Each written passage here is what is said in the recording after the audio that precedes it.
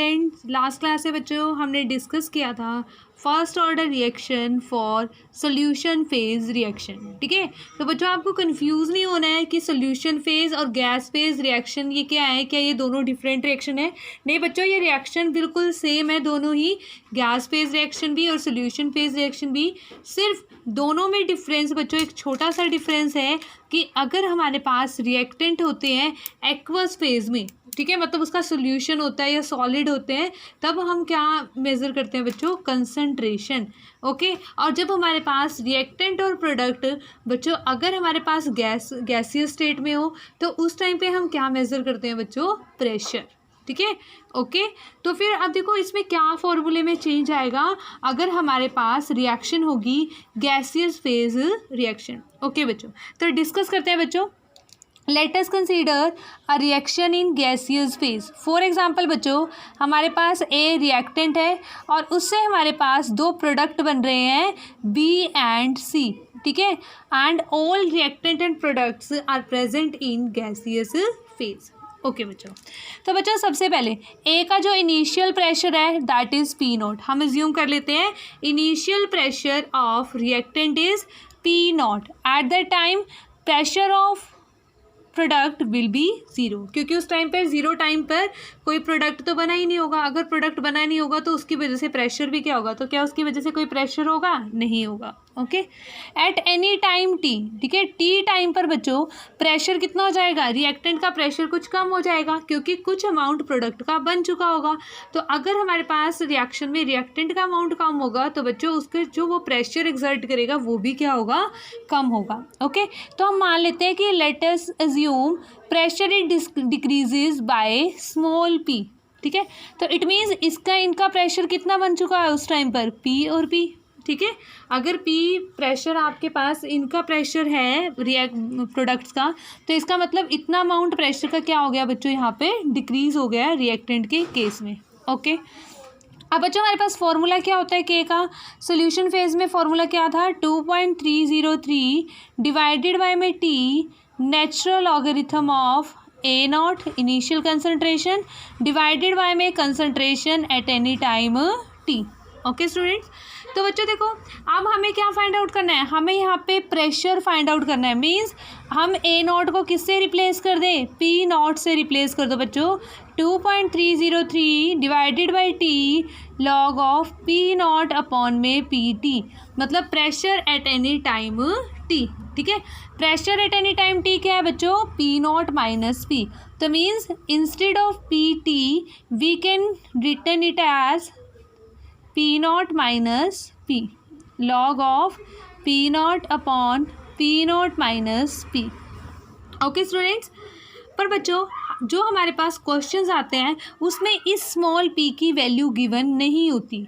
Instead of this small value of P means instead of decrease in pressure P given that is the total pressure of system is given to us. ठीक है, अगर बच्चों हमें total pressure given हो और हमें small P की value given ना हो तो उस टर्म में इट मीन्स हमें क्या करना पड़ेगा? एक फॉर्मूला फाइंड आउट करना पड़ेगा इन टर्म्स ऑफ टोटल प्रेशर की टर्म्स में। ठीक है, तो वो ही करना है बच्चों हमें इसमें, बाकी कुछ भी नहीं करना, बहुत ईजी है। तो देखते हैं कैसे करते हैं। ठीक है, तो बच्चों टोटल प्रेशर क्या हो जाएगा? ठीक है, पी टी, देखो यहाँ पे कैपिटल टी लिखा है, total pressure of mixture after time T. ठीक है, टाइम टी के बाद जो टोटल प्रेशर होगा हमारे पास मिक्सचर का वो क्या होगा?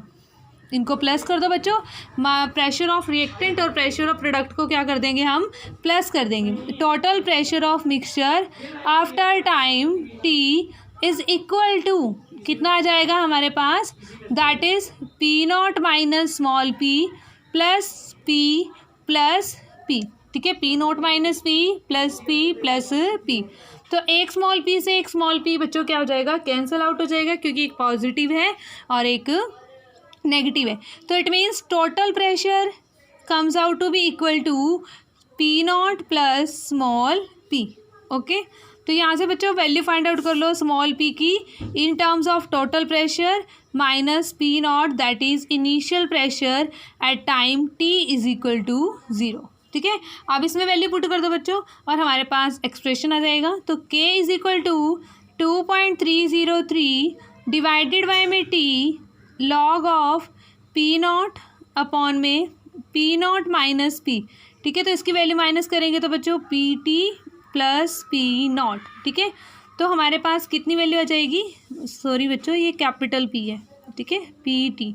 तो हमारे पास वैल्यू आ गई बच्चों 2.303 डिवाइडेड बाय में T log to the base 10 P naught upon में 2 P naught minus P T, where capital P T is total pressure, okay, and P naught is initial pressure, ठीक है।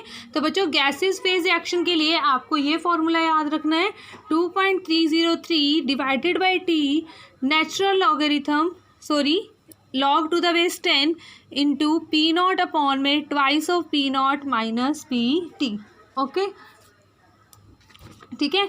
तो उसके बाद हम क्या करेंगे बच्चों, अब उसके बाद हम कुछ न्यूमेरिकल्स डिस्कस करते हैं जो हमारे फर्स्ट ऑर्डर रिएक्शन से रिलेटेड है, फर्स्ट ऑर्डर रिएक्शन से रिलेटेड होंगे। तो इसमें हम क्या करेंगे, देखो इसके लिए दो न्यूमेरिकल्स हम करते हैं, ठीक है। देखो फर्स्ट जो न्यूमेरिकल है हमारा that is T half first order, ठीक है, T half for first order reaction is 60 minute, ठीक है। जो हमारे पास हाफ लाइफ टाइम है फर्स्ट ऑर्डर के लिए वो कितना है 60 मिनट है, ठीक है। हमें क्या बताना है what percentage left after 240 minutes, ठीक है। हमें ये बताना है कि 240 मिनट्स के बाद कितना अमाउंट उसकी कितनी परसेंटेज बच जाएगी, ठीक है। बच्चों दोनों ही न्यूमेरिकल बड़े इंपॉर्टेंट है, ठीक है, हमारे जो मेंस और नीट पॉइंट ऑफ व्यू से बहुत ही इंपॉर्टेंट है और इस कंसेप्ट के भी हाफ पे बहुत सारे क्वेश्चंस पूछे जाते हैं, ठीक है। और मैं आपको पहले ही बता रही हूँ कि मैंने आपको पहले भी कहा है कि जो फर्स्ट ऑर्डर रिएक्शन से ही मोस्ट प्रोबेबली न्यूमेरिकल पूछा जाता है, क्वेश्चन हर बार पूछा जाता है, ओके। तो बच्चों देखो हमारे पास initial concentration, let us assume initial concentration of reactant that is A naught, ठीक है। हमारे पास इनिशियल कंसंट्रेशन थी रिएक्टेंट की ए नॉट, ठीक है, ए नॉट, ओके। तो देखो 60 मिनट के बाद, क्योंकि हाफ लाइफ टाइम कितना बच्चों 60 मिनट, तो 60 मिनट के बाद कंसंट्रेशन कितनी रह गई रिएक्टेंट की ए नॉट बाय में 2, उसकी हाफ कंसंट्रेशन रह गई ए नॉट बाय में 2, ओके।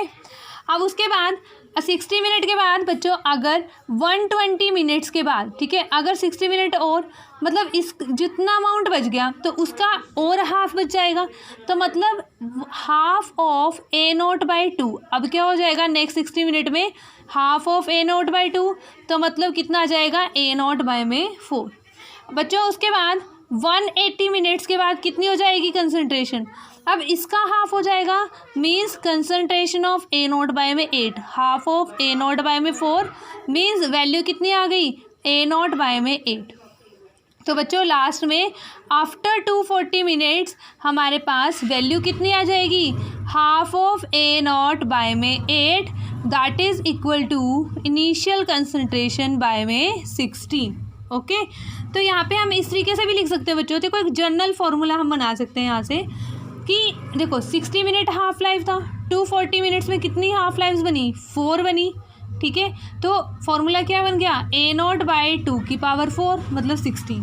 तो मतलब बच्चों अगर हमें direct amount of substance find out करना हो आफ्टर एन हाफ लाइव्स, तो हम फॉर्मूला लिख सकते हैं बच्चों इसके लिए A naught by 2 raise to power N, where N is given by N is number of half lives, ठीक है। तो हमारे पास हम एक जर्नल फार्मूला इसके लिए लिख सकते हैं बच्चों, ये चीज़ तो आई थिंक सो आपको समझ में आ गई होगी कि पहले कंसंट्रेशन ए नॉट थी, हाफ लाइफ टाइम के बाद कितनी बच गई, हाफ रिएक्ट हो गया और हाफ यहाँ पे बच गई, ओके, ए नॉट बाई 2।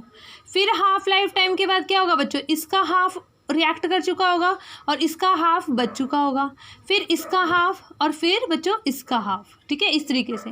तो ये वैलिड किसके लिए होता है, फर्स्ट ऑर्डर के लिए वैलिड होता है बच्चों, ठीक है, बाकी ऑर्डर्स के लिए ये वैलिड नहीं होता। तो amount of substance left after n half lives, after n half lives that is given by initial concentration divided by 2 raised to power n, where N is number of half lives. जैसे इस case से बच्चों number of half lives कितनी होगी 240/60 that is equal to 4।